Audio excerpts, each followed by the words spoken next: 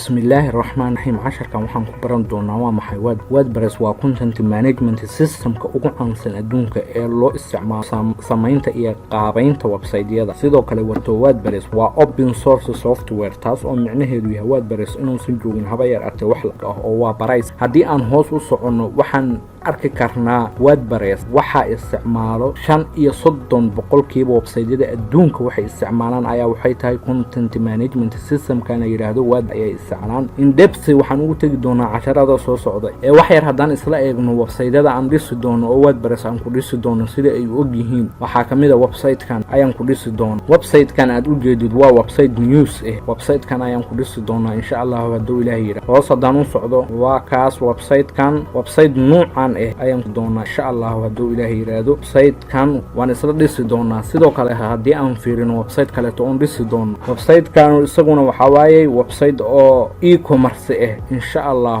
waa isla dhisi doonaa. website-kan waa dhisi doonaa hadduu Ilaahay yiraahdo. bilow ilaa dhamaad ayaan dhisi doonaa hadduu Ilaahay yiraahdo. sidoo kale haddii aan tagno website kale oo ah midka saddexaad oo aan dhisi doono waa website waa business website sida u jeedo website-kan isagana waa isla dhisi doonaa hadduu Ilaahay. marka insha Allah hadduu Ilaahay yiraahdo kama hor dhacayno saddexdan website waa saddex project oo aad u waaweyn oo aan dhisi doono kuna baran doono korsadan. casharkayna maantana wuxuu noogu egyahay meeshaas.